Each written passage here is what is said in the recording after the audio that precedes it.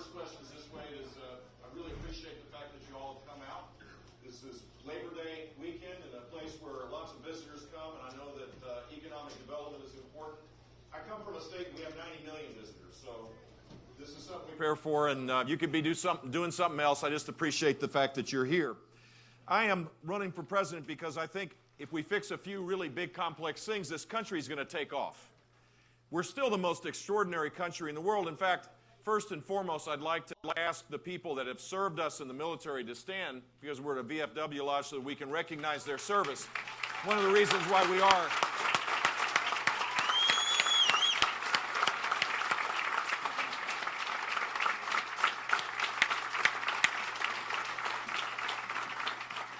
Not this far from Laconia, a little east of here, is a guy who's my hero, 91 years old, youngest Navy pilot in World War II history, served his country with honor like many people in this room did. And it's important. One of the reasons why we are an extraordinary country is that people do this. They understand what the shared values are of this country, and they protect them, they support them, they nurture them. They've kept us safe, and they've kept us free. And now it is our turn to fix a few big, complex things so that America can lead the world. Today, in this country, 6 million more people are living in poverty than the day that Barack Obama got elected president. 6 million more people. Today, people have less income than they did when the recovery started. More than $1,000 less disposable income. Today, workforce participation rates are lower than they were in 1977. Today, 6.5 million people are working part-time, and they want to work full-time, most of them do. Today, for the first time, small businesses are closing. More of them are closing than are being formed. And today, our country believes that their children will have less opportunities than what they have. Now, there are candidates running that say, I'm going to be on your side, I understand your anger, but they're not offering any concrete solutions. I believe if we fix a few big, complex things, this country is going to rise up and lead the world for a long, long while. And that's what I believe. And I know that we can do this, but we're going to have to fix the culture of Washington, D.C. When I got to be governor of the state of Florida, I was a disruptor. I came from Miami, which is far removed culturally, politically, from every place that exists in Tallahassee. I was the first conservative governor to go with a conservative legislature, and we turned the place upside down. That's what we need to do in Washington, D.C. We need a balanced budget amendment.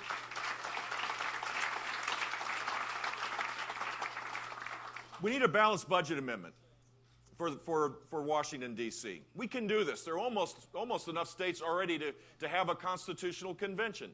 We need to live within our means. When I was governor of Florida, we cut budgets, we cut spending. We balanced 8 budgets in a row. We ended up with a $9 billion surplus that I provided for my successor. Who knows? You might have like a downturn, which is exactly what happened, and Florida didn't raise taxes because we lived within our means. Florida was one of 2 states to go to AAA bond rating. Now, that doesn't sound like a big deal, but it is a leading indicator of being frugal with people's money. Compare that to the sorry state of affairs of Washington, D.C., where the debt has doubled in the last 6 years, and we now have gone from the AAA bond rating to AA because people don't have confidence that anybody in Washington, D.C. is focused and committed on fixing things.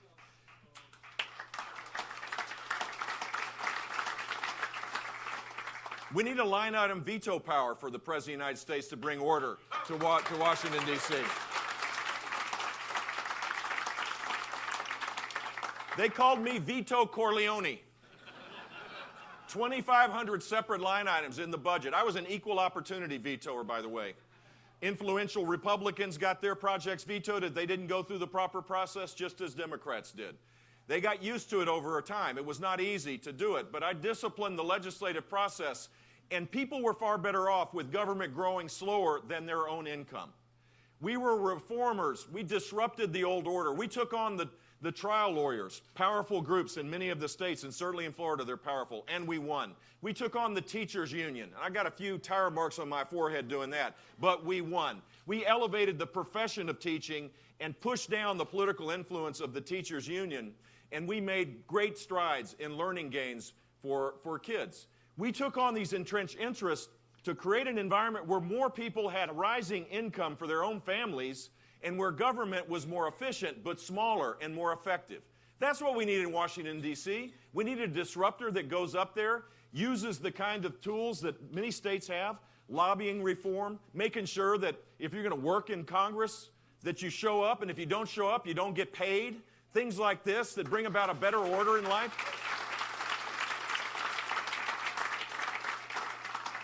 If we do these things, we'll have a better culture. And then we can focus on fixing these big complex things that right now are holding us back. Today I was at FOX Manufacturing, and I asked the guy who owns this facility. It was bankrupt 5 or 6 years ago, and it's now grown. Hundreds and hundreds of employees are working there. They're competitive with any business in the world. They actually take 1 billion different plastic bottles and convert them to products that you buy at Home Depot and Walmart and these other places. Pretty extraordinary.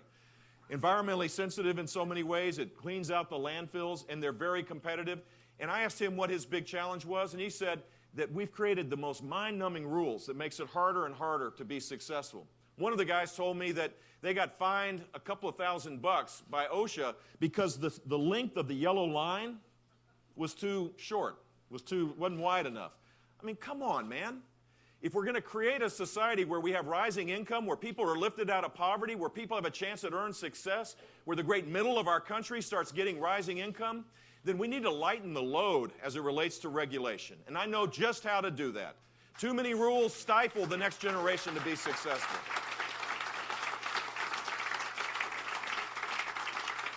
And the kissing cousin to the most complex rules we have in the world here in the United States is the most complex tax code we have. This tax code is way too larded up. People go to Florida and they want simpler taxes, right? Some of you may actually have done that. I don't know. Those are the ones from Massachusetts, not from New Hampshire. But in Washington, what do? They go to get their little special place. They get their little tax credit or their tax deduction. The tax code is rife of well-intended, perhaps, but ideas that stifle the ability of people to invest in their own dreams. And today we have the bizarre situation that this great country of ours, smaller businesses overseas are buying bigger American businesses and relocating them to other countries where we have revenue for government, but more importantly, we're losing high-wage jobs.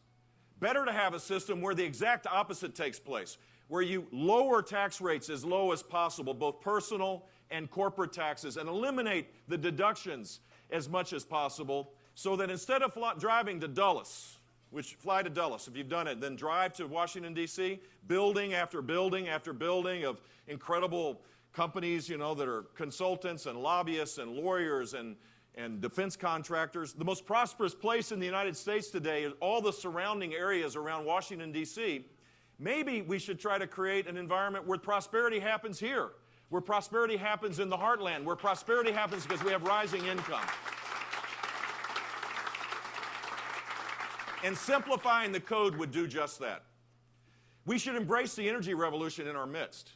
This is the greatest success story that is purely American. An immigrant from Greece with very little to his name started out in the energy business, and it grew and prospered. George Mitchell, in a private business, embracing this unique thing called American private property rights, he became successful in embracing two technologies, horizontal drilling and hydraulic fracturing, two old technologies, applying them in a new creative way. We've gone from less than 10 years of natural gas supply at prices that were astronomical to over 150 years of supply at prices that are the most competitive in the world. What does that mean? That means that gasoline prices are lower today for all consumers. That means utility bills are lower for everybody. In fact, the best deal that the middle class has gotten in this country is the lower utility and gasoline prices, not because of government. In fact, government's doing everything they can to stifle this, but it's because of innovation that is uniquely American. We have over 150 years of supplies that allow us to reindustrialize the country. Imagine that. Imagine reindustrializing the country, creating high-wage jobs for people, allowing us to outcompete the rest of the world. There are some candidates that talk about the end is near, that we can't compete, that we need tariffs, that we need to close off the border, we need to do this and that. I would suggest to you that if we fix how we tax and how we regulate and embrace the energy revolution to create high-wage jobs in this country, there's nothing that could stop the United States of America. We will outcompete China, Mexico, and every other country in the world. We need to be optimistic about this and roll up our sleeves and fix this problem.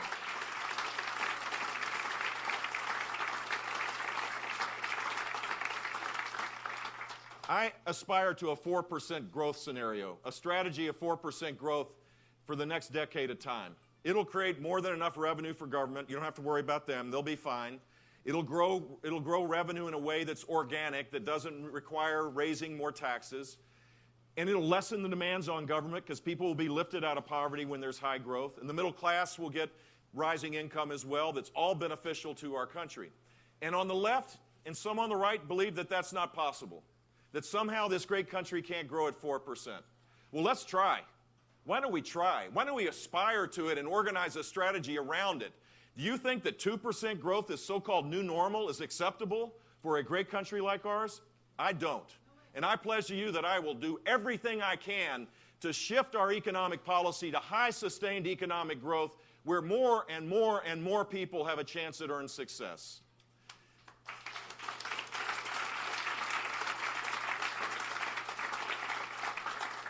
One thing is for sure, if we're going to grow at 4%, we also have to have a more peaceful, secure world. And today, that's not the case, is it? Today, our enemies no longer fear us, and our friends don't know where the heck we are. There's confusion in this world today because American leadership does not exist. This is perhaps the first president in the post-World War II era that does not believe America's leadership in the world is a force for good. I don't ascribe bad motives to President Obama, but I believe he's wrong on this. I believe he is dead wrong. America's leadership has created peace and security, and we need to restore it. Our friends need to know that we have their back, starting with Israel in the Middle East, but across the spectrum, of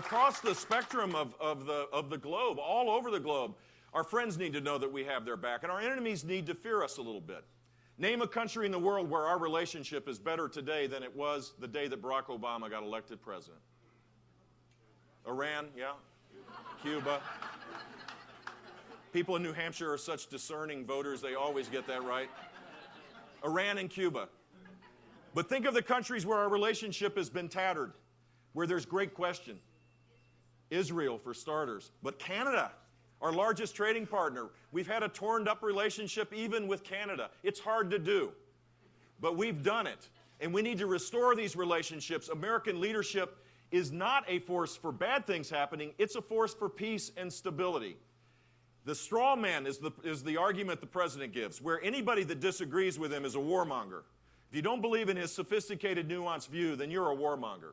Or if you don't believe in the Iranian agreement, which is a disaster and will create more instability in the region than anything else that exists, then you're hanging out with the Death to America crowd.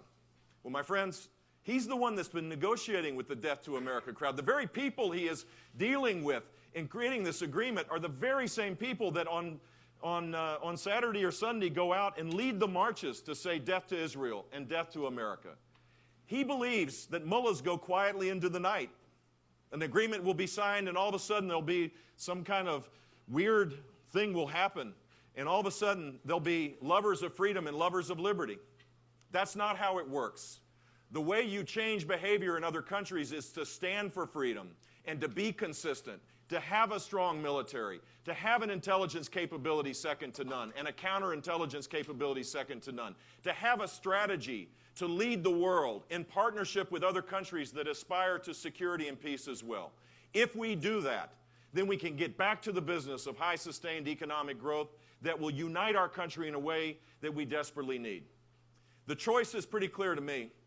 We have people that believe in an aspirational message, one that will unite this country and lift us up, and others that are preying on people's fear and their angst. One particularly larger than life figure, temporarily at least, is doing just that. Well, here's what I believe. I believe that we ought to be electing a conservative to the Conservative Party's nomination, a conservative with a proven record. I cut taxes $19 billion in 8 years. Donald Trump has proposed in the most recent past the highest tax increase in American history. I've reformed our health care system in Florida, and I have plans to do it in Washington, D.C. by repealing Obamacare and moving to a system that is portable, that is focused on catastrophic coverage, where it empowers people and gives them the peace of mind they won't have their lives upturned forever and ever. But it's an American system that's based on their choices, where people have the choice to be able to pick and choose their doctor and their health care providers and to have it be affordable. Donald Trump, aspiring to president, still believes that the Canadian healthcare system is really good and works in Scotland. God forbid if he ever brought that idea to the United States of America. I'm pro-life, consistently so. It is informed by my faith. I believe that life is a gift from God. The simple fact is, when the information is garnered, particularly in places like New Hampshire where you all do your due diligence, what you'll find is this guy is not a conservative. And this guy does not believe in the greatness of our country, or if he did, he would start explaining how he would propose things that would make it possible for us to rise up again. Here's my commitment to you. I will campaign with joy in my heart because this still is the greatest country on the face of the earth, and that we need to start acting like it. I will campaign in places where Republicans haven't been seen in a long, long while. My belief is that most people are conservative. They just haven't been asked yet. If you have that attitude, then you go campaign in the Latino communities. Yeah, maybe a little in Spanish. I apologize. Go campaign in Spanish and give people a sense that their lives can be better as well. You go campaign in the black churches and the black community and say, we need for you to join this cause. We'll give you the environment where you can be lifted up. We're on the side of your families and your children in broken schools. We can make it better using conservative reform ideas that I know how to do because I was governor of Florida. I'll go campaign on college campuses and say, how's that worked out for you, this 6 long years of Obama, where you're needed to be able to make the whole Obamacare insurance system work because you're healthy, and we have to make sure that the unhealthy people somehow get subsidized. Or that this economy at 2% growth that makes it harder for the first rung of the ladder to be achieved, you can't do it. Or the student loans that have doubled in size in the last 6 years. Recourse debt on the backs of people with no reform of our higher education system, where more and more young people are stuck before they can even think about getting married or to buy a home or to do the things that many of us did as the basis of a measurement of our success. I believe a conservative can win campaigning with his arms wide open, with joy in his heart, speaking about the hopes and aspirations of people, being on the side of people that right now don't see their lives in the future being better than what they have today. I know we can win, and if we can win, then we can fix these things, and this will be the most extraordinary time to be alive in this world. I see it, and I hope you do too. The cures for disease, innovation not being our enemy, but actually being our friend, having an abundance of possibilities. All of us in this room, if my vision is correct and we can fix these things, would rather be 19 years old than 62 years old. There are a lot of reasons why I want to be 19, but the future of this country is going to be bright if we elect someone that has the leadership skills to fix things and is grounded in conservative principles. I ask for your vote in February. I ask for your prayers for the journey that I'm on, and I appreciate the fact that you came tonight. God bless you all. Good seeing you.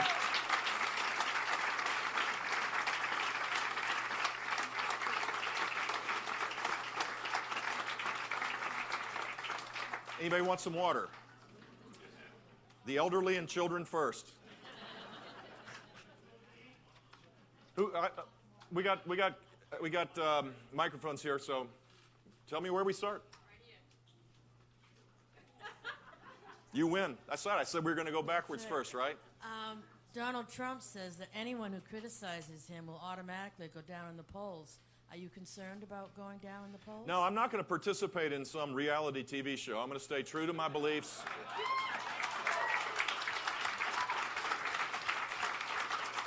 Look, I'm not personalizing this. I'm not personalizing it. It doesn't have anything to do with him. It doesn't have anything to do with, frankly, anybody that sits on the stage in these debates. It has to do with people that are really stuck right now. I mean, I've met so many people both in my service as governor as well as the people along the journey here, because I'm working my tail off. If you notice, it's a little smaller than it was. I'm working hard, and I get the chance to meet a lot of people, and they're worried. Here, they're worried about heroin addiction. They're worried that we don't have the kind of treatment and recovery strategies to deal with this huge challenge that creates real hardship for families. They're worried that they can't get a job. And so this is not about Donald Trump. This is about being on the side of people that have lost their optimism for legitimate reasons. And so I'm going to push back when he says things that are ugly, that I think will damage our brand, damage our ability to be successful. And I'm sure as hell going to, when he attacks me personally or disparages my family, damn right I'm going to fight back. I hope you would do too.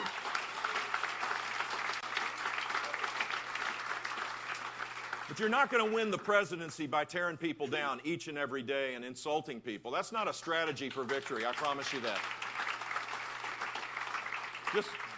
We got microphones here, so yes. Question I have regards immigration. Yeah. I very much support your position on the people who are here from other countries, whether from Mexico, from Europe, or whatever, should not be deported, and Donald Trump, of course, wants to deport them. I'd like to know, what would be your process of integrating these individuals? And I know you do it because you, again, muchas gracias, you do speak Spanish, you know the sensitivity of the Latinos. Yeah, well, I mean, it's a good point. So it's, in fact, integration, assimilation has been the key strength of our immigrant experience, hasn't it? America has defined, its national identity is defined by a set of values, not by racial identity. And so in Japan, to be Japanese, effectively you have to be Japanese, racially. Korean, the same thing. We have a set of shared values, and those values now have been torn a bit. I don't know if we necessarily have the same set of shared values. So first and foremost, one way to restore the set of shared values that creates an ease for assimilation is to get back to the basic notion of what our history is about. I mean, native-born Americans and those coming from overseas to our country need to know the brilliance of our heritage. They need to know the founders, what they did. If you look at the social studies books, which I mentored every Tuesday morning or Wednesday morning for 8 years as governor, an 8th grade kid, Mrs. Raw Middle School, and they always gave me the toughest kid, just to remind me how blessed I was and fortunate I was to be governor, and how many of the constituents I had were struggling. And we'd spend 10 minutes just going through the notebook, kind of getting through the bottom of the pages, and you probably have had to do this with your own children sometimes, completely disorganized. The kid didn't quite understand anything.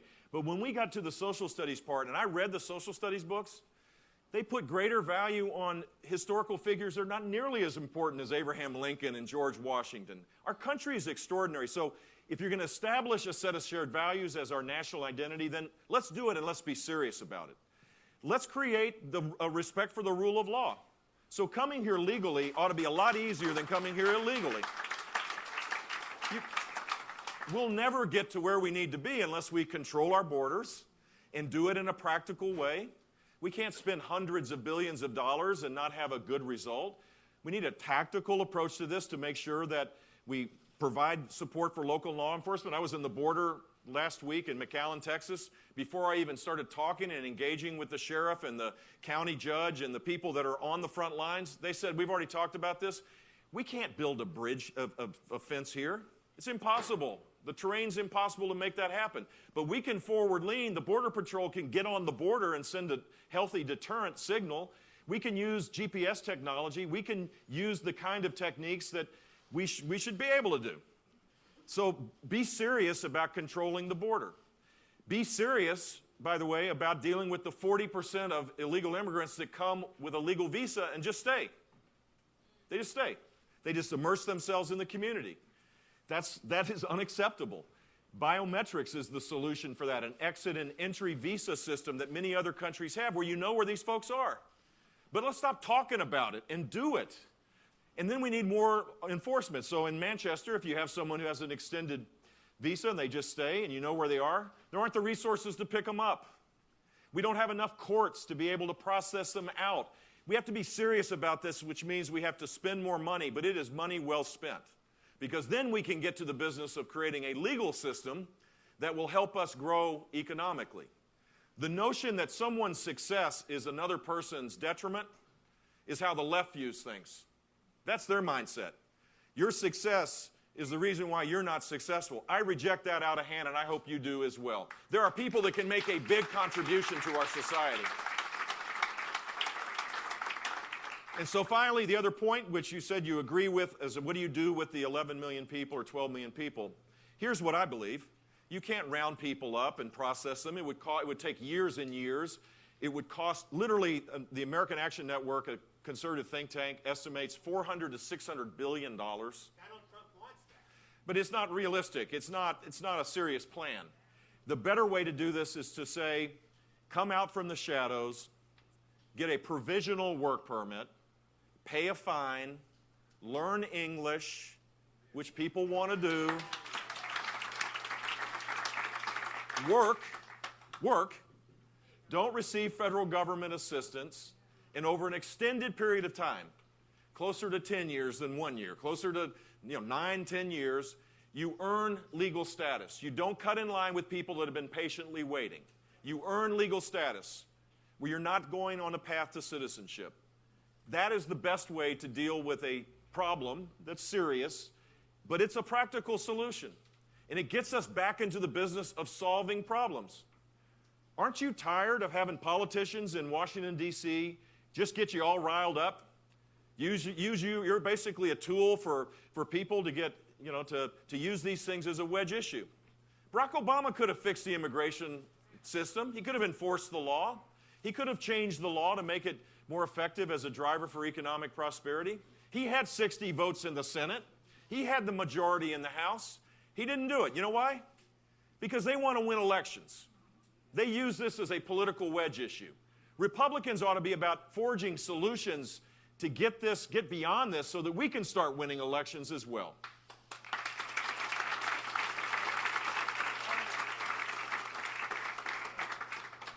Well, you're next, sir. What about our military? You're coming up. You're in the batter's box, all right?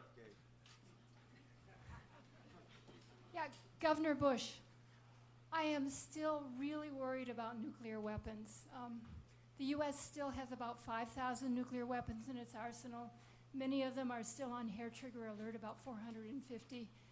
And yet there's a plan to spend another $1 trillion on nuclear, a new fleet of nuclear submarines, a new fleet of nuclear bombers, on new warheads. I think it's going to be really profitable for the weapons makers, but not so good for our security.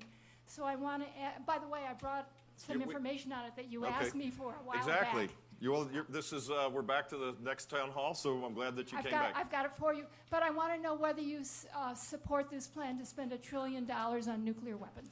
I haven't seen what the costs are. I'm sure you're going to give me information so that I can read your side of the story. I do think we need a nuclear deterrent. I think we need the triad. It's created in the post-World War II, the Soviet era. It's created a deterrent that has kept us safe. My biggest fear as it relates to the threat of proliferation of nuclear weapons doesn't relate to the traditional U.S.-Russia relationship, although that's gotten a lot worse in the last few years. It's the proliferation of nuclear weapons that may come because of the Iranian agreement. And that one we don't have any sway over. That one we don't have necessarily the same kind of relationship that emerged in the in the Soviet era and now the post-Soviet era. To me, the biggest threat is that Iran is an asymmetric threat, an existential threat to countries in the region, and they perceive it that way. They see this radical Shia country supporting state sponsors of terrorism organized to take out their countries. They see the United States basically giving a green light for Iran to be a nuclear threshold country. And so what are they going to do? They're going to build the same capability. And instead of having Russia or Soviet Union in the past and Russia and the United States against each other where there was mutual assured destruction, it actually saved, there wasn't the kind of conflict that people were worried about. Now we have greater threats because it's a multitude of threats and we have the imposition of terror on top of it. So I'm more worried about that, but I'm more than happy to get your information. I appreciate you coming back. You promised you would. Thank you. Yes, sir. What are you planning with our military? So two things. First and foremost, I'll start with the veterans. Because one of the problems that we have is, in spite of the fact that we've increased spending for the Veterans Administration by 76% in the last 6 or 7 years, the service is horrific. 330,000 people work in the Veterans Administration. Many of them do wonderful jobs, but it's an insular organization that is not focused on vets. And so as you downside because of sequester, which is happening, you're pushing more and more people in the Veterans Administration that's having a hard time keeping up. This is an administration, by the way, that started with a $300 million hospital in Aurora, Colorado, and now it went to 800, and now it's a $1.7 billion hospital, and they don't have the money to fund it. $1.7 billion.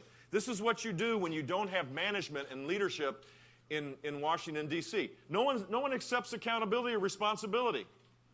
It's a dog ate my homework mentality over and over and over again. Well, if I'm elected president and something outrageous like that happens, I'll accept responsibility and fix the damn thing. That's what people want. And so shifting the power, reforming the VA is part of this. Veterans ought to be given more choices. They shouldn't have to wait in line months and months and months to get a check or to be able to see a doctor. If they want to go to the veterans clinics and hospitals, fine. They should have that right. But they also ought to have the right in a much easier fashion to be able to choose their private doctor if they so desire. We need to increase. One final thing, we need to modernize the VA. All the things that people expect of their government, it ought to happen for the VA first and foremost because it's the most important department because it's payback for the people that have kept us safe. And the military, we can't continue the sequester. We can't do it. We're now going to create, if on the current run rate, in the next few years, we'll have the smallest Army, Air Force, Navy, and Marines that we've had in 50 years. This is what's happening. We have an aging set of equipments. We have troop levels that will be down below, right now, 490,000 in the Army, I believe. The trend lines for the next 4 years get it down to 420,000. Those are force levels that make it hard for us to project strength around the world. It will send a chilling signal to the rest of the world that we're not serious about leading the world. And so I think we need to deal with this. McCain and the Congress have authorized money that hopefully it won't get into the gridlock of Washington, will actually happen to reauthorize some money to be able to maintain spending levels at the proper level. But we need a strategy that relates to the 21st century.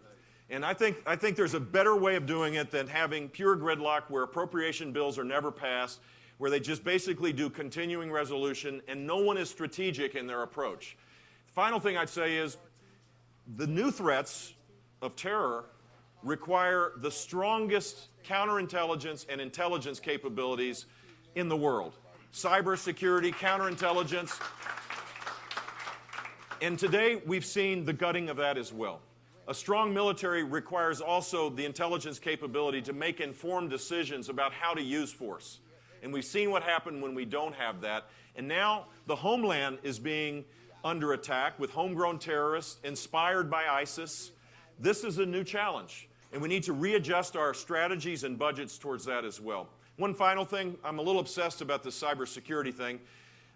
It's kind of in the news these days. I don't know if you've been following what's going on with the other parties' leading candidate. But this government has been so lax in protecting information.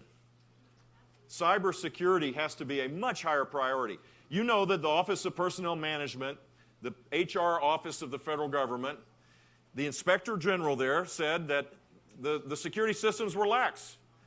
They were very vulnerable to attack from the outside. They had already been attacked when that Inspector General's report was released. And 22 to 23 million files are in the hands, allegedly, of the Chinese. That's what you do when you're not serious about governing. And this is a huge priority. If I'm elected president, I can promise you that we will have firewalls developed that are the best in the world. And, by the way, that we will do what I think is necessary, which is to create an environment where we attack them, to send a signal that we're creating a deterrent effect. We can't sit back and just play defense. and engage the Chinese. I'm happy to see that apparently the Obama administration is trying to penalize China for its activities. That should be a high priority because our sources and methods have been jeopardized by this action. You take Snowden's information, the Manning information, and now the OPM information, and you can see why Hillary Clinton's problems are real. This is not a game. This is not something you can just slough off. She was Secretary of State, for crying out loud. Against Obama's regulation, she had a private server, and it was not protected. It can't be protected against these organized efforts, whether they're from Russia or China. There should be a consequence for this, and she's not telling us the truth either.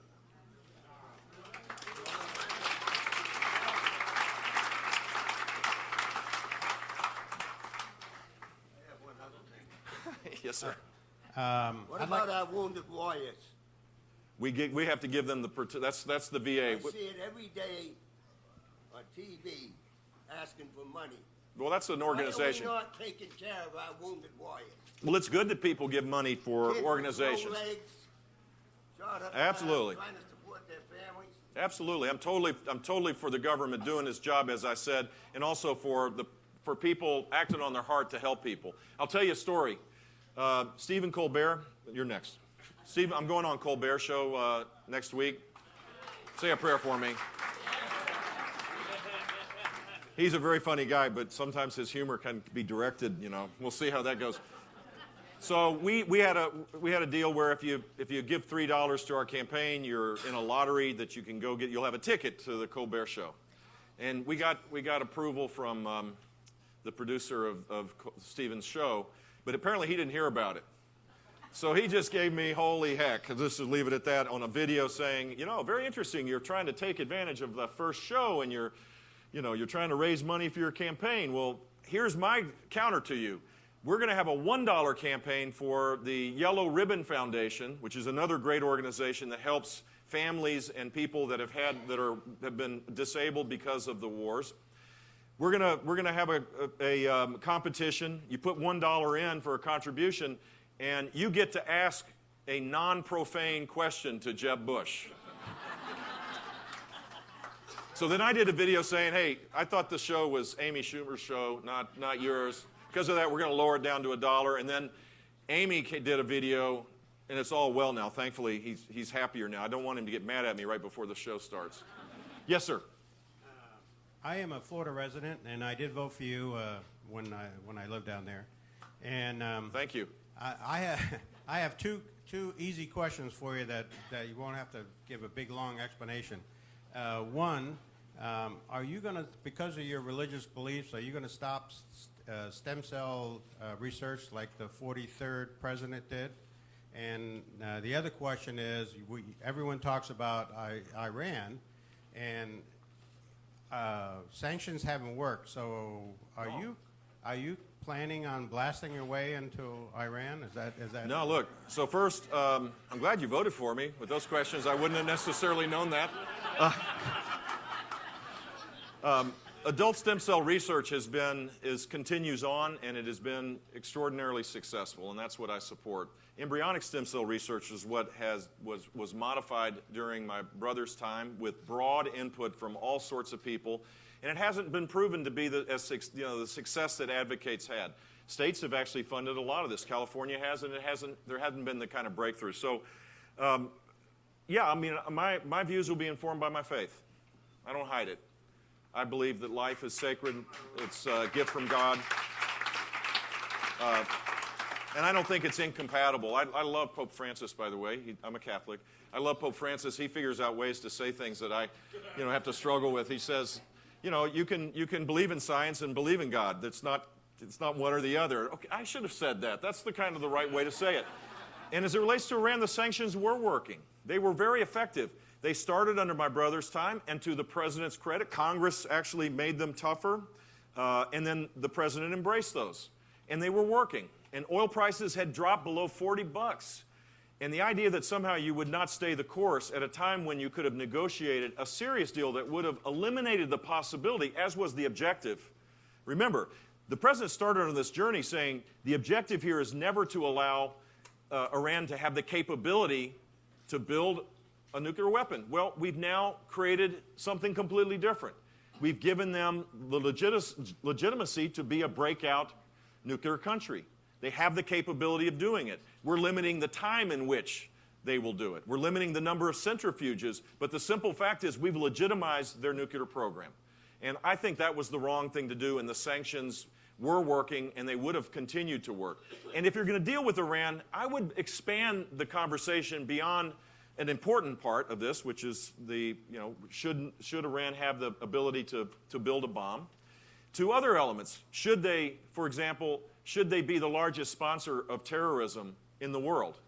Should they just, without impunity, support Hezbollah, support Hamas, support the Yemeni rebels, support the Shia militia, support, by the way, groups in Latin America? So they're actively engaged in this. And the $100 billion of additional revenue they're going to get because these sanctions have been lifted is going to accelerate their ability to do this. I just start with the premise that mullahs, if you're nice to them, just kind of say, okay, I guess we were wrong for the last 40 years. I don't think that's how they behave. I think they'll be emboldened by this. And everything that they've said since this agreement was announced has been just that. The death to America chants haven't stopped. They've said, hey, the great Satan, you can't tell us what our foreign policy will be. We're going to continue to do what we do. Meanwhile, another tragedy, now I'm getting longer than you suggested I do. Another tragedy is that the people of Iran, they themselves continue to be repressed. They had an election where the United States did not act for 10 to 12 days when a free election took place that was stolen. The two candidates that came in first and second are in house arrest still. Political prisoners exist in Iran. There are 3 Americans that are held by the Iranian government. None of this has been any part of the negotiations. To me, I think it's a failed effort of diplomacy based on building a legacy, and my guess is this legacy will not look so pretty in the years to come. Final point, because you brought up an important point. The military option as it relates to security for the world and security for our country, if there's a threat that we feel that's verifiable based on solid intelligence, the military threat should never be taken off the table ever. That's how you create the possibility of peace. The minute you say that you're taking options off the table is the time that you're empowering your enemies to behave in the way you don't want them to behave.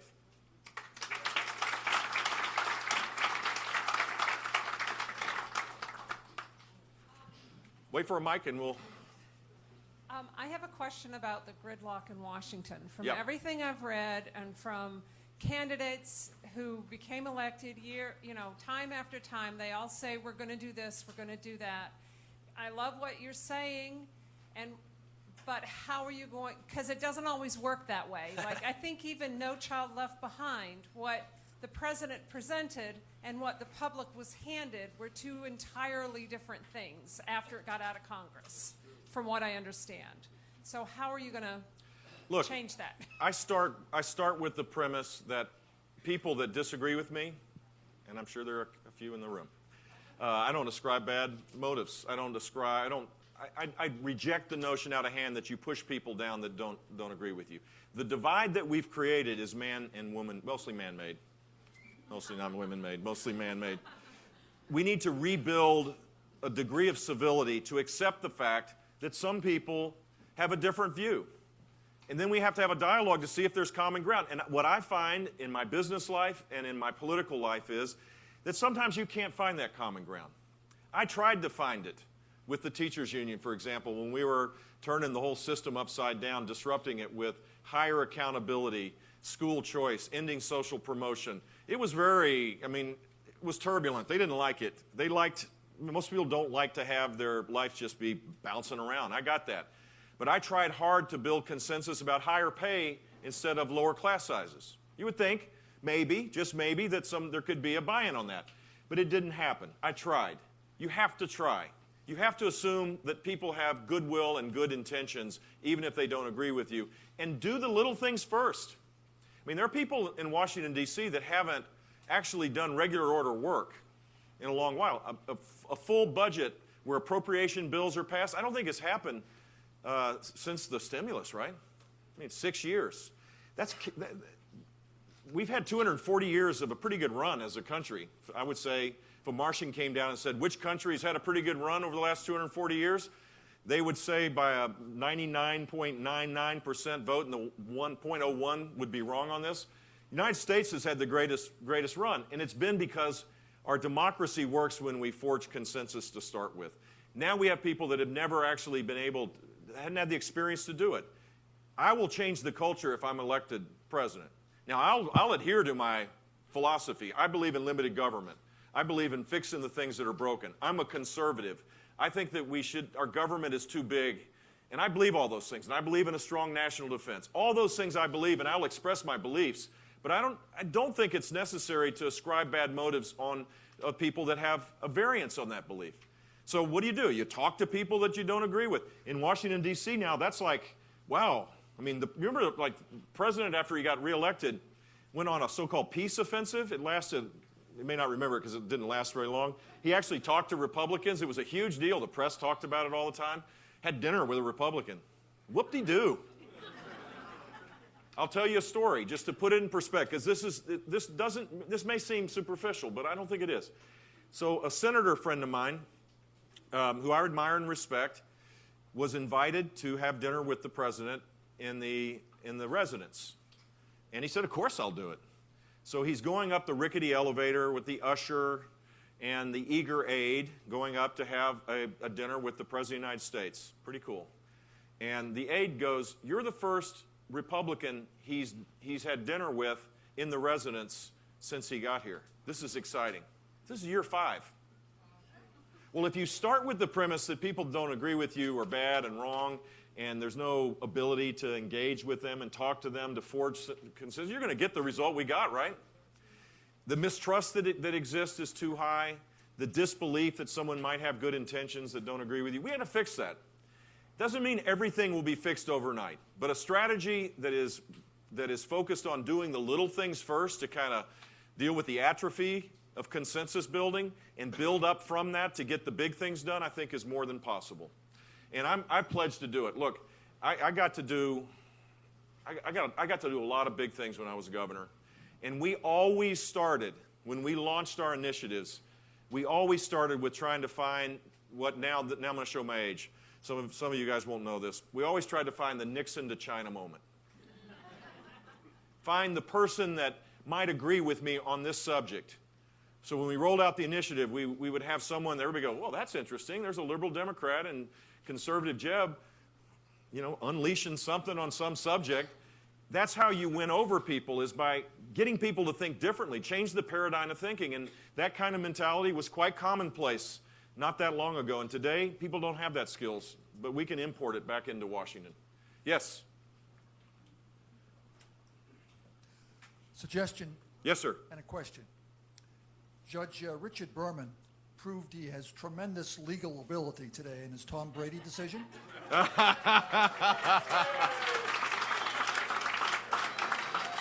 I'm on. I was doing so well till we got to the Patriots. Now I got to be careful. Governor, if you would agree to nominate him to the Supreme Court, you could probably carry New Hampshire.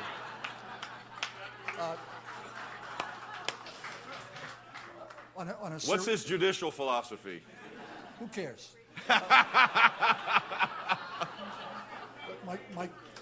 My serious question, Governor. Yeah. Some of us have not made up our minds yet as to who to support. I personally lean to someone like yourself, a governor who has experience in working across aisles, etc. There are several good governors running. Why should I support you and not one of the other governors that's running today? I think if you look at, first of all, the Brady thing, just as a quick aside, it's ruining my whole outlook for the fall. Thank you very much, Judge. I happen to be, I'm from the Dolphin fan. You got it. So we're going to get crushed again. Anyway, look, there are good people running. There's no question about that. But I don't think anybody can take the full range of accomplishments that I had. Highest growth of jobs during my time. Fox Business just did a report in terms of spending. We, of all the candidates, adjusted for the times in which they were operating, we cut spending more than anybody else. 11% reduction in the government workforce because we reformed our career civil service system where you could fire people for incompetence and pay people more when they did a better job. Longevity of service was not the indicator of the benefits that you got. We created the first statewide voucher program in the country, and the second, and the third. There's more school choice in Florida than any state, a major state in the country. New Orleans would be a good example of a city that's got lots of school choice because of Katrina. But if you look at the range of reforms in K-12 education, there's no one that comes close to Florida. And we've had the greatest learning gains. We were 50th out of 50 in graduation rate.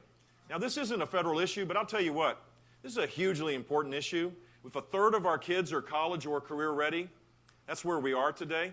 If that doesn't break your heart, if you know, just project out over the horizon and imagine what life is going to be like for those kids, where innovation is now creating automation to an extent where young people won't get the first rung of the ladder. Well, we had a 50% increase in graduation rate. We were 50th out of 50, now we're close to the middle of the pack. We've had the greatest gains in learning of any state. Hispanic kids do 2 grade levels ahead of their counterparts in the country. African American kids are number 1 or number 2. Kids with learning disabilities are number 1 in the country with their learning gains. So I'm proud of the fact. Look, I know how to do this. 1.3 million jobs were created. We had 13,000 jobs in the government reduced. 1.3 million jobs were created. 4.5% income growth. It can happen, but it requires proven leadership. And so I'm not going to disparage some really good people running, but the comprehensive nature of my record combined with my willingness to campaign outside the comfort zone of what typically Republicans do, I think I have the ability to win. And that's what this should be about.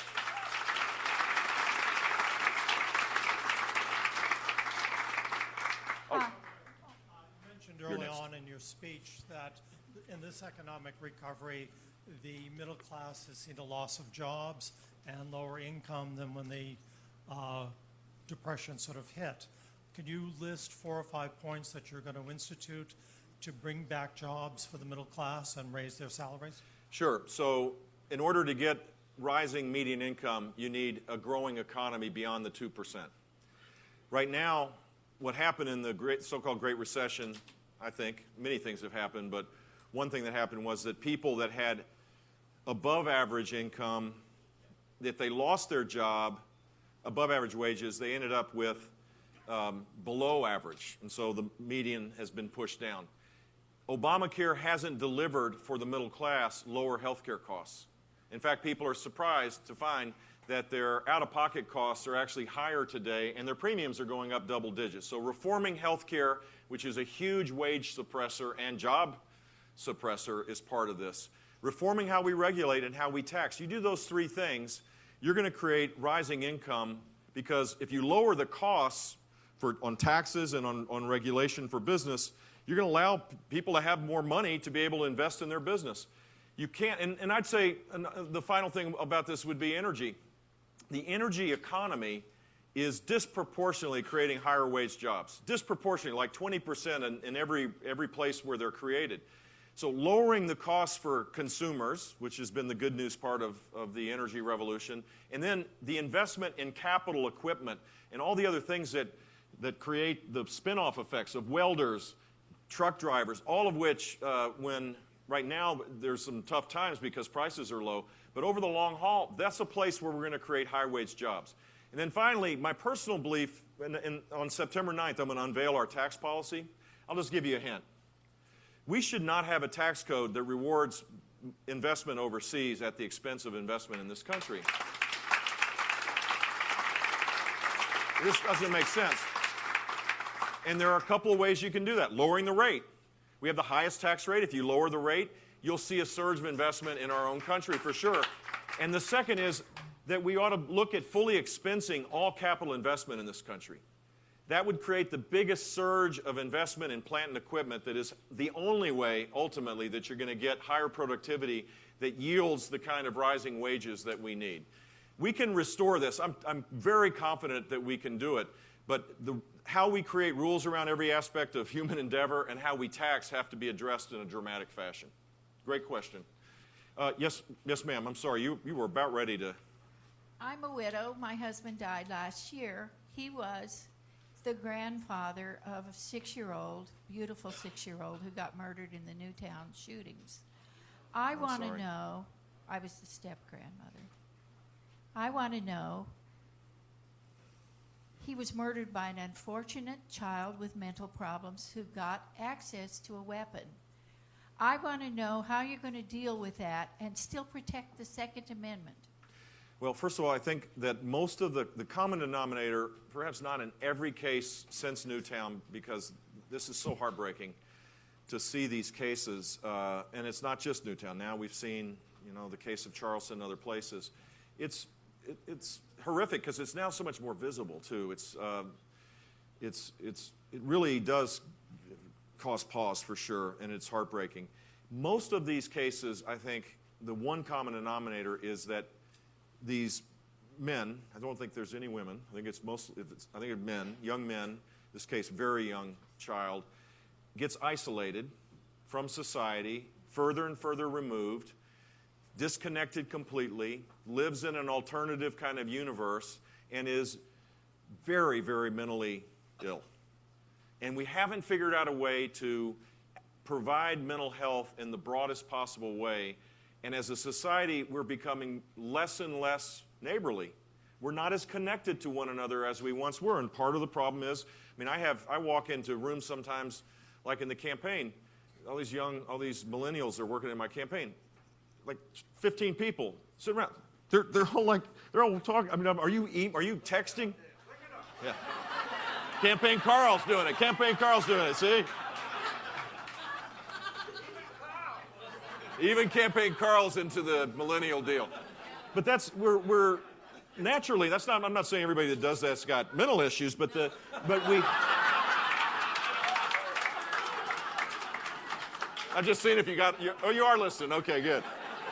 But we have to figure out a way to protect privacy and to have greater access to and spend money on mental health issues, because it is a huge problem. It's also the problem, there was a groan when I talked about heroin addiction. Look, if I asked for a show of hands of people that have had a loved one that has had a mental health challenge, or a drug or alcohol challenge, I'm not going to do it. But trust me, if people were honest, they had a friend or neighbor or a loved one, everybody would be raising their hands. This is a common denominator that crosses all lines. And I think we need a much more cohesive strategy to deal with these things. I frankly don't think altering the Second Amendment or altering gun laws necessarily is the answer to this. I don't see that as the solution. Florida has strong gun laws, and we have less gun violence. It's not to say, I can't promise you that one of these tragic cases won't happen in Florida, because it's likely to happen. It's not necessarily I don't think this relates to the gun laws. I think this relates to something deeper and more concerning. And I'm sad for your loss, and I appreciate you asking the question. Yes, sir. You spoke about your immigration issues and what you would deal with, how you would deal with the people that are already here. What would you do about, and I realize we can't build a 2,000-mile wall. What are you going to do to secure the border, not only from immigrants, illegal immigrants, but for the drug and terrorists? Absolutely. And make it easy. How would you handle that? So a wall's not practical because you can't build a wall.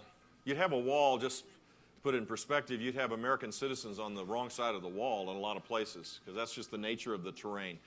But that doesn't mean we allow for a porous border for the reasons that you just brought up. There are national security reasons, there are terrorist reasons, there's drug reasons. There's a lot of reasons why we need to be serious about this. What I've learned from talking to border governors and being a border governor myself, because we had an inflow, not necessarily over land, but we had an inflow of people coming from the Caribbean for sure, is that you have to forward lean. You have to have your Border Patrol agents on the border, not necessarily 40 miles back. It needs to be, you need to use technology the right ways. So in the skies today, given drone technology, not predator drone, but drone technology, these balloons that are like AWACS looking down, the GPS technologies. You can identify people and know where they are. And that ought to be part of the ability to constantly be vigilant to make sure that you're going to the most vulnerable places to create a healthy deterrent. And then you deal with the 40% that come legally and just stay. They come by airplane. You just got to know where they are, which means you have to have the technology to know where they are. The other thing that may sound counterintuitive, but if you had a guest worker program today, if there was one that was based on need, so in Florida and California, to have people that come and go to pick the crops because there's not people necessarily in most of the crops that are interested in doing that are here. If you had a guest worker program, it would be easier to come legally than illegally. You'd have more people coming, you'd have less people coming illegally, right? So there's a comprehensive approach to this. By the way, fencing is part of this, particularly in the urban areas. We do have hundreds of miles of fence on our border, and we should. But to say we're going to build a fence and Mexico's going to pay for it and we're going to deport everybody and it's all going to be great, it'll be a beautiful fence, and I mean, that's not practical. That's not serious. What we need is a serious solution to this, and I think that there's a broad consensus on how to go about that. Last question. Flower Boy, come on up. Uh-oh. Uh-oh. I have something that I want you to hear. This is Rod Weber. Thank you, buddy. This is Rod Weber, a.k.a. Flower Boy. He follows me, and it's always a joy. He believes in peace, as I do. We have a slightly different version of how we get to peace, perhaps. I don't know. But he always asks me to say a prayer, and I've brought one after you sing your song. I hope this works out. It's gonna. The world needs love. Yes, the world needs life. The world needs peace in this time of great strife. But we can't do it with bluff and bluster. We gotta do it with all the love we can muster. Oh, the world needs love. Oh, the world needs love. Oh, we need some love in this world, 'cause it seems it's come unfurled. Oh, yes, we need some love in this world. Rod, thank you, buddy. Now,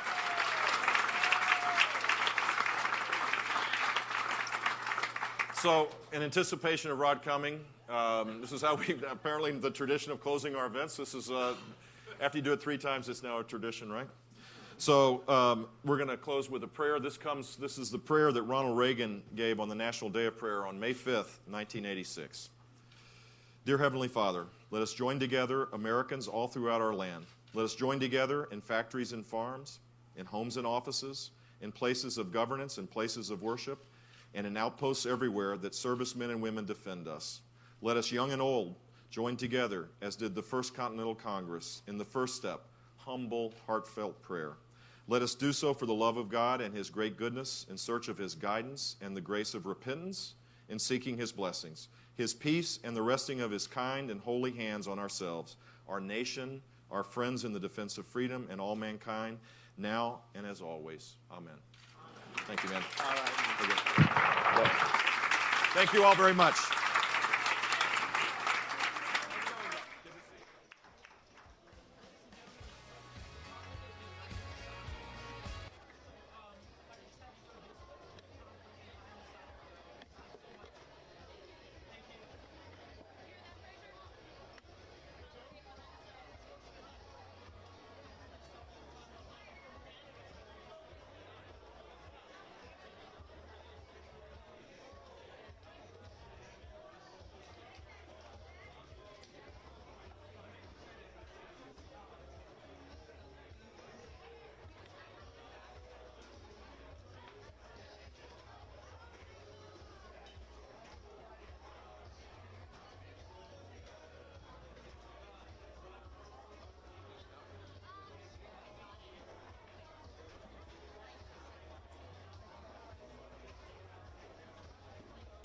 Check, check, 1, 2. Yeah. You want to hold the mic? Yeah, we're going to put us behind the...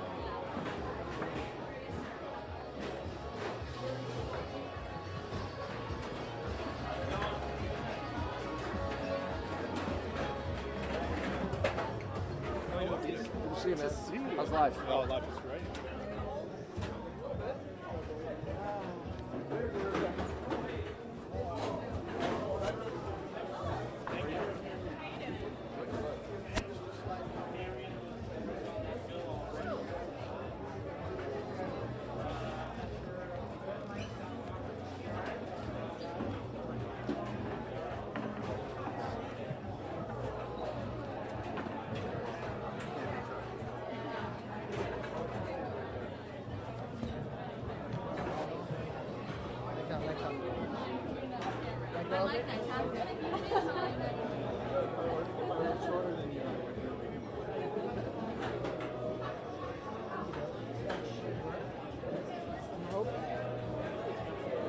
Talk to me.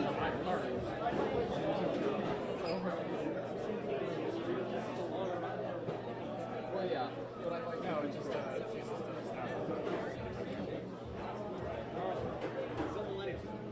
awesome. Carl and I are buddies.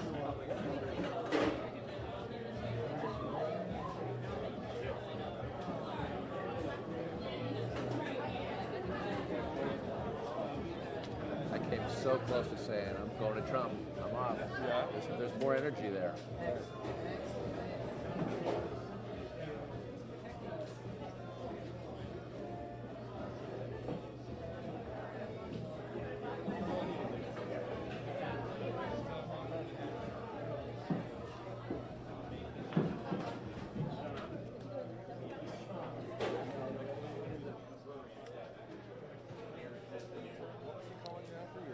That makes you millennial?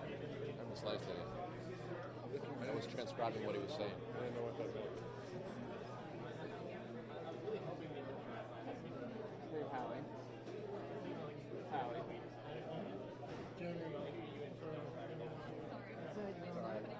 Can't bring in my stick.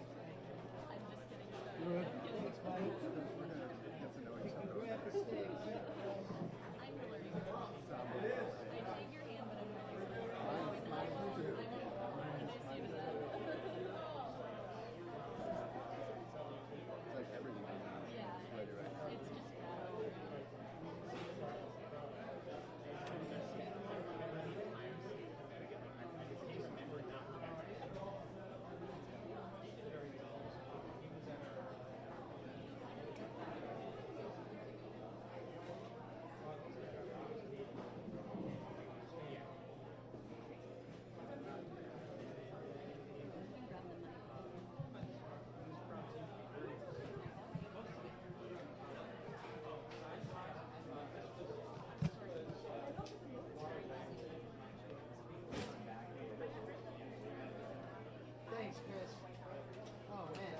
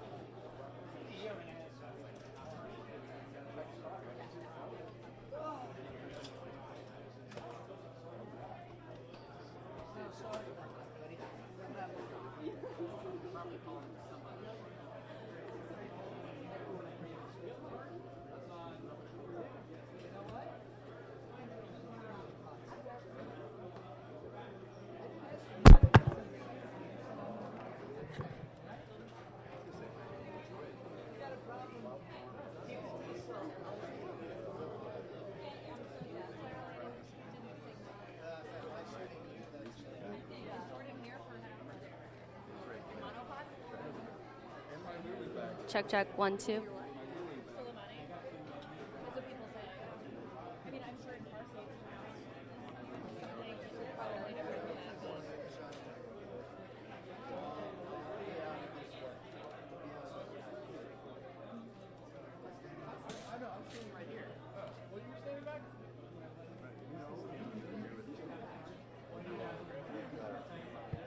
Back to my lawn.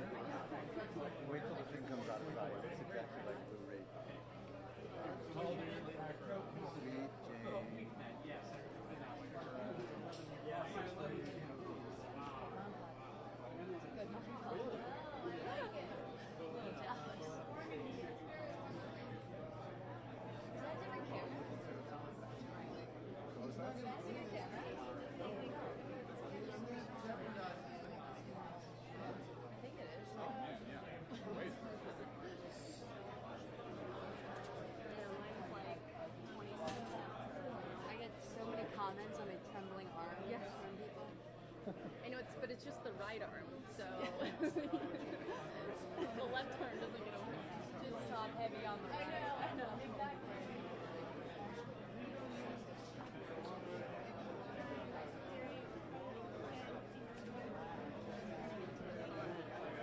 Dude, I know, not the good kind. It's like the kind where you're fully clothed and I'm yeah, that water you guys passed out was flood. Yeah. I don't make sure that everybody, you know, stays. Glad I wore the dress shield this morning. That I put on you? I know. My deodorant's worn off. I got one. I know, right? I'm trying to see if I can't. What? I'm not. I'm staying for hilarious. I'll be here for hilarious. Saturday. Shows. Joke's definitely on us right now. There's like I'm probably out there mouthing off. She's Portsmouth and Manchester. I'm recording. Are you picking it up?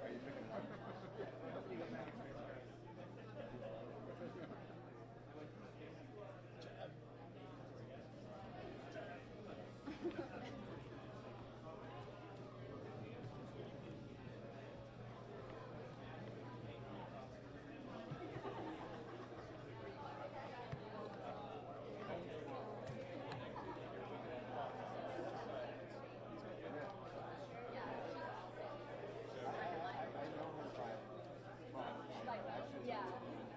Right, because you guys are, if you're here, she's not here. Yeah. Yeah. And she's really great. She's in France. Actually, yeah.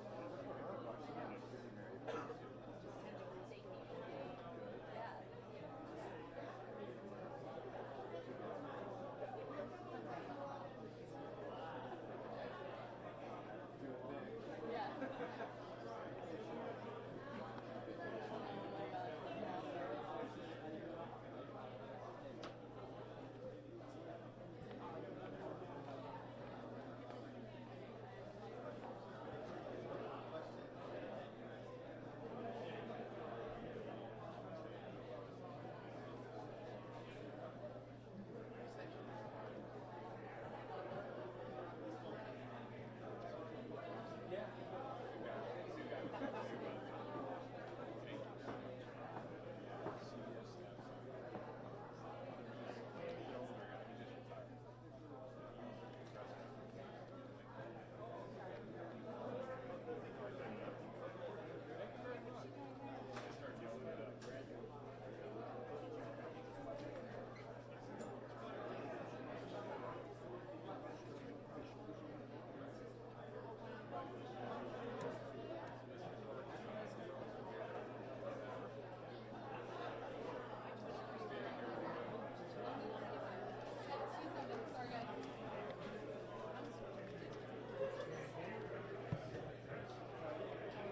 It's 5 o'clock, which means if you're local, you should turn on channel 10. If you're not local, you can head on over to FOX10Phoenix.com and watch our local television news broadcast. You can actually download our app at FOX10Phoenix.com too, which is probably one of the preferred methods of streaming our online content. Download our app. It's free, FOX10Phoenix.com. Follow us on Twitter. Like us on Facebook. I'm going to go ahead and close up the afternoon FOX10 News Now program. Wrap it up. See you guys back here 6:30 to 9. We've got a lot of fun weather stuff coming in. So